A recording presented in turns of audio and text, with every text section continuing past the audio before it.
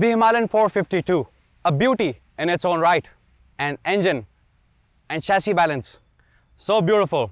I'm literally in love. But when I love my machines, I do test them well, and the Zana Crash Guard is a part of it. So I'll just let this beauty slip out my hands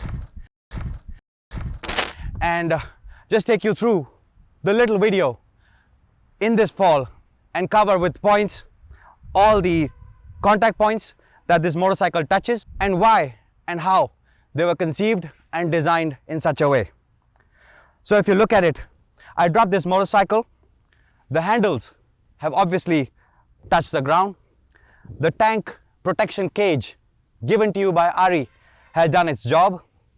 And if you look down inside, the sliders have really taken all the impact as well. Towards the rear section, the saddle stays, like I say always, they act as tail protectors too. So you must order them. Your engine bay is 100% safe, no damage whatsoever. You can just pick the motorcycle like we always will and just give it a good start. Let's do that now.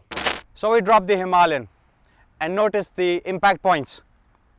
Like I just said, the mirror, the handlebar, they're touching the ground, but the lever itself is safe.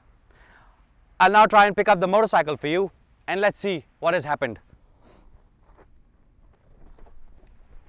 Like that. And just see, the sliders have been the impact point. This bar has been the impact point. This area touched the ground but no damage. So in case of a fall like this, just change the slider and you're good to go.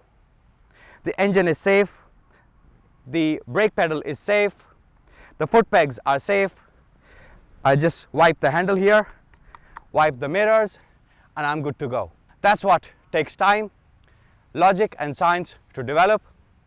Something as critical as a crash guard, which cannot be overlooked. Thank you for watching this very important video, and we hope you understand what we are trying to convince you on.